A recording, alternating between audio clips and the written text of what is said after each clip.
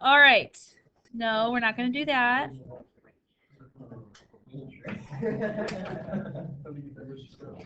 Okay.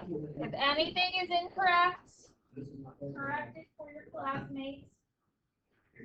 Here are your answers to the first one. Whoa, lots of questions. Yes? Question? Go. Okay, well, I thought the class limit was like the 30 and a half to the 42 and a half. The class limit. Okay, so these are labeled with class boundaries.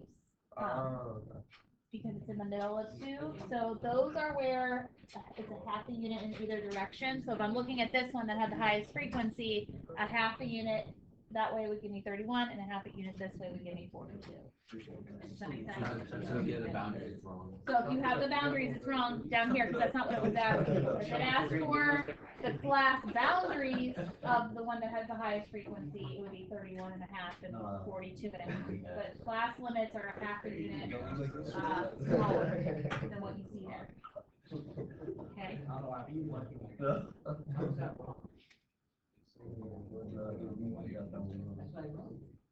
Okay.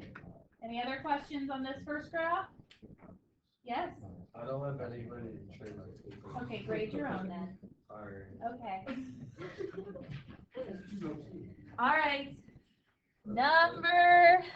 Our second one, number 2. I don't know if they were numbered on your paper. There we go. So this one and the one after, when you have an open or a frequency polygon, it's going to start on the x-axis, but that is not a class. Okay, so that first point and the last point are a full class beyond where our data actually started and stopped at. Because they always have to start and end on the x-axis to create a closed figure, a polygon there. So if I kind of like inserted a histogram on top of this, it would kind of look like this. I sketched a couple of them there for you. These are labeled with class midpoints because of where the dots are located at. You saw that? Okay. And then as far as the bottom one, you can, interpret that however you want. Yes? So, you only count the dots that are above 0. That's why there's 5 classes. Well, there could be something that's 0 in the middle. Okay, but the first one and the last one we do not count. Those will always be 0, and they're always beyond the scope of your data. But it's possible that you have a class in the middle that doesn't have any data values in it. That would be okay. But the first and the last. Yep. For like the pattern part of it, we just said like most students scored like within 75. Perfect. Great. Yes. I'm just confused about the classes because like I feel like wouldn't it make sense for like since it's like 45 to 54 and a half or whatever, and yeah, so like each interval, like why isn't it like just the space, and then why isn't like each interval like why isn't it like the histogram? Why isn't it like the histogram? Because like I put 6 classes because I counted like dot to dot. I see what you're saying. So you were thinking it was labeled with. So when we see these points, that is the middle of a class when they graph this particular graph. So if 64 and a half is in the middle, your class boundaries are on either side of it. So like the middle of these would be where it ends, and the middle of these would be where it ends. So it's always going to be one class midpoint below to start. I see what you're saying. I kind of see how you would interpret it that way, but that's not how this graph is drawn. So like, let me show you the last one. Let me try to find maybe a histogram. If I wanted to create a frequency polygon out of this histogram, I would, in the middle of each histogram bar, create a point. Okay, and those would be those little bits there and there and there and there and there. But then we're going to go a half a class width in either direction to ensure that it touches the axes. So that's what you're seeing on that second graph. They've just taken the histogram out. So those points are in the middle of a class, and they've labeled what that middle is for you. Okay. Does that help a little bit? It's kind of nice to see one on top of the other, to look at it that way. Okay. Uh-huh. So did you add 0.5 to the 30.5 to get to 31 and then subtracted? Yes. So when it's labeled like this, that is a half a unit in either direction from where the class limits were, the lower class and the upper class limits. So when you see a histogram, it's going to be labeled one of two ways. It's going to be labeled with class boundaries, which is where one stops, the next starts. Those are our half units. Or it could be labeled as a midpoint instead. This one you can see is not labeled with the midpoint, so we know it's class boundaries. How come you didn't use, is there a reason why you can't subtract it to be 30 and then 42, or just like subtract the 0.5 off? It's always a half. It's always a half in either direction because our classes are always going to be 1 unit apart, and it's always half of that. Anything else on this one or the one below it? All these little intricacies we have to think about with these. Okay, and then the one on the back is if you have OGIV or if you have cumulative frequency, that's fine as well. This one again is labeled with midpoint. So if I took like a histogram and inserted it, it would look something like that. It would be in the middle of my points, but the histogram bars here are cumulative, so they're just getting larger and larger each time. We have the frequency of a class plus all the ones before it, so it's always just getting higher. So again, that first number you see is beyond the scope of our data. We don't consider that a class because we haven't had any data values yet. So these are always going to start on the x-axis. They're always going to end at your n, your data numbers, whatever you have. So this was iPods. So there were 30 iPods in this sample. Whatever your highest one is. So the greatest increase in the frequency, Yeah, this one's a little hard to tell. You're just looking for the segment that has the So yeah, I agree. These 3 in the middle kind of look close to one another. So okay, other questions on it? All right, correct it if you need to. Give a check mark for completion, and then put them in my tray over there.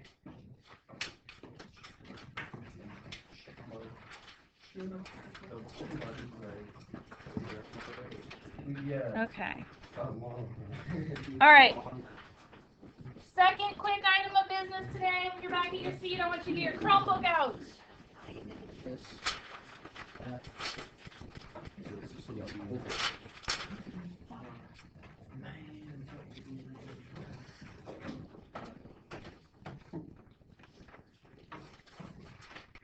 your Chromebook out for me, or your computer, or whatever you're using.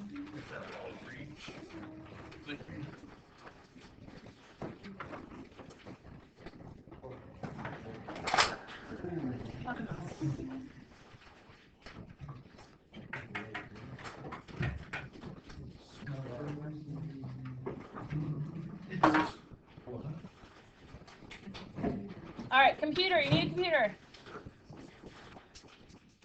Okay, once you've got your computer, you're gonna go to Google, and you can go to your Google Drive if you want. And you are gonna open a new Google Sheet. New Google Sheet.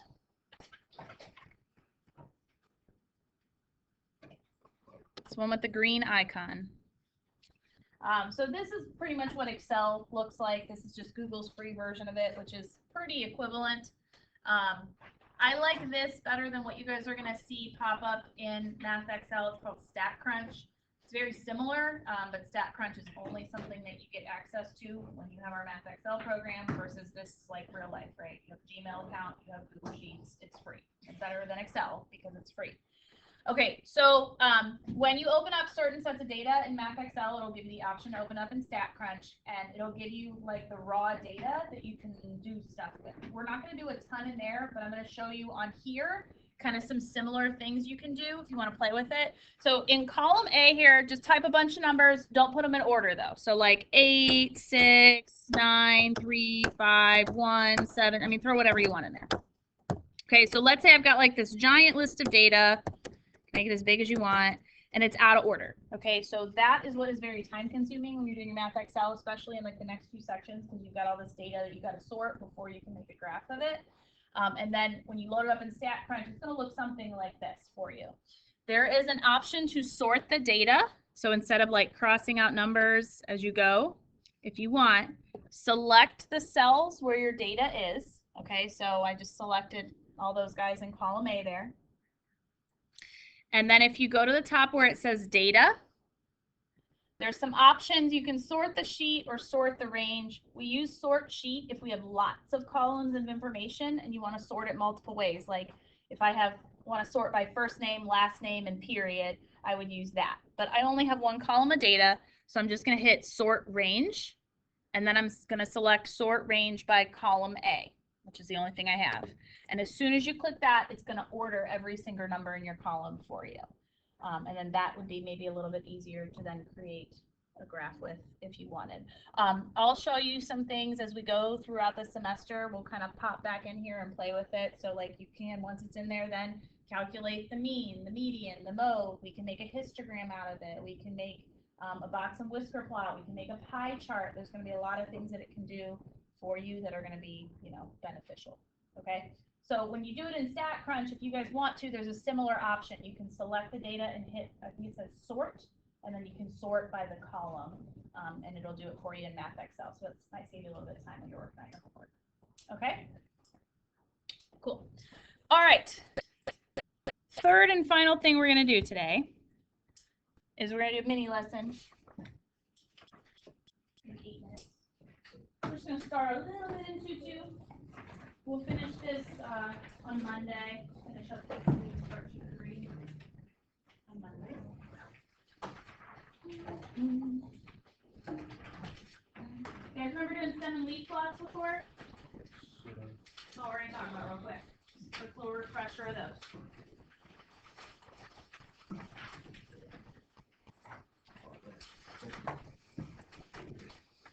Okay.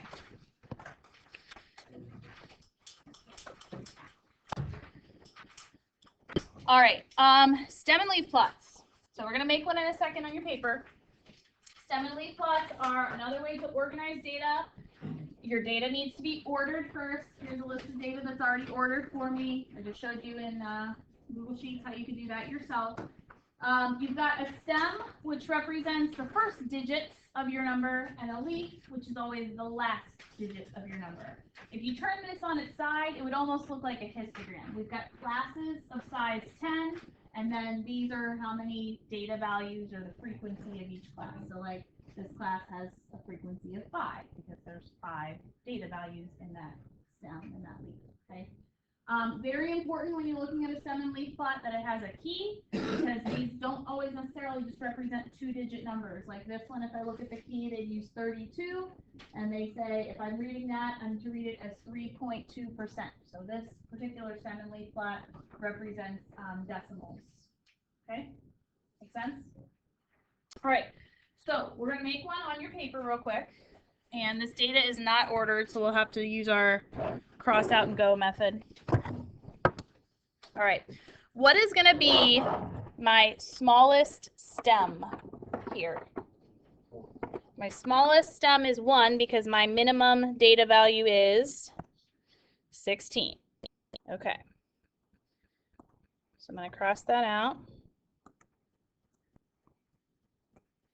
6, and then let's go ahead and make the key. You can use any number in this list to make the key. Let's use 16. So I would read it as 1, and then my bar, and then 6 equals 16. Just tell somebody that's looking at that stem and leaf plot how to interpret the numbers. Okay. All right, are there any other numbers in the teens? No, okay, so now we're on to our 20s. What's my lowest number in the 20s? 22, I have 22. We're not putting commas between numbers. There's just going to be a space as you write all of your leaves out. And then there's a 23 somewhere? No? Yeah. Yes? Where'd my 23 go? See a 24. Oh, there's 23. Okay, 23. I have a 24. What else? 26. There's another 26, so 2 6s.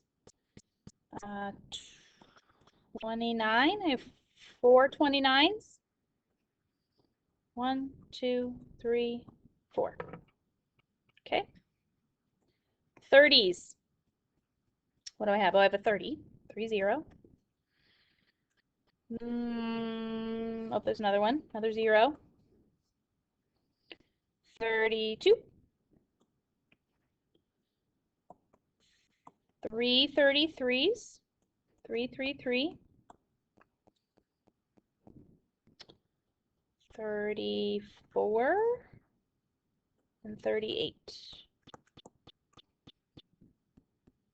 Okay. Then I have my 40s.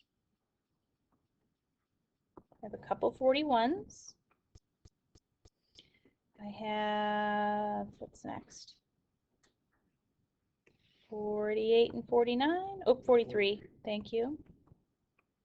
389. Okay. 50s. I have a 52 and a 53. I think that's it. Oh, thank you. 60s. 66, 67, 69, 679, 72. Got one of those. I have 3 76s, 666, 78. Goes a little faster at the end when you have less numbers. 80. I have an 80, an 86, an 89, 99. Okay, now we get into a bigger stem. Remember, the last digit's the only thing that's going to be a leaf. So when I put 102, my stem will be a 10, and then my leaf will be a 2. We don't have anything in the 110s, so we're going to put that stem there, but we're going to leave it blank. Okay, we don't want to see gaps in our graph. We're just showing that that class or that row is empty. And then the last one, 12, 2, gives me 122. If you were going to interpret this, that would be your own interpretation. There's not one right answer there. You could say, you know, a lot of the data is pretty low. When we eventually start looking at like mean median mode, we're going to see the average is towards the lower numbers. We maybe even could call like 122 an outlier because it's pretty far off from the rest of our data. And we'll talk about how to officially determine that kind of stuff later on. But so you could say, you know, how the data is grouped, and it's, you know, pretty heavy on the low side if you wanted to. Okay. Only other problem we're going to talk about today is the bottom one on the front page of your sheet there. This is what we call a back-to-back stem and leaf plot. Now here, let's look at the key first. The key says if I have a 1, 9 for my stem and then a 5 for my leaf, I'm going to read that as 195,000. So pretty much every number we see here, we're putting 3 zeros at the end of it. Now the reason it's written like this is because there are 2 separate sets of data here that share the same stem. So if I look at law firm B, that looks like the problem that we were just doing a few minutes ago, right? Okay, we've got our stem on the left and we've got our leaves on the right. Law firm A is the opposite.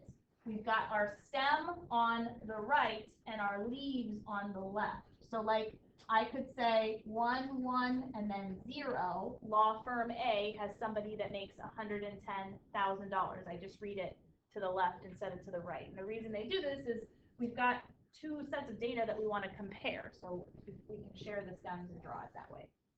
Okay, so can you tell me from this, what's the minimum value of, it looks like a salary, we have for law firm A? What's the lowest number for law firm A? Go ahead, guys, either one. 90,000. Okay, yeah, that smallest number we see is 90,000 at the top. What's the maximum for law firm A? 203,000, and then we could take it a step further later, maybe like find the range of the data, find the range for law firm B, compare the information. Okay, but for right now, you just need to be able to read it. Okay, so we'll stop there for today. We'll finish the back side of this worksheet first thing on Monday. As far as this weekend goes, you need to finish 2-1 tonight, and if you want to start 2-2, you can. The only other things we haven't talked about, guys, are going to be reviewed for you, like pie charts, bar graphs, scatter plots. Those are the last couple of things in 2-2. You might be able to do all of your 2-2 homework if you really want to this weekend. Okay, but we'll wrap it up together on Monday.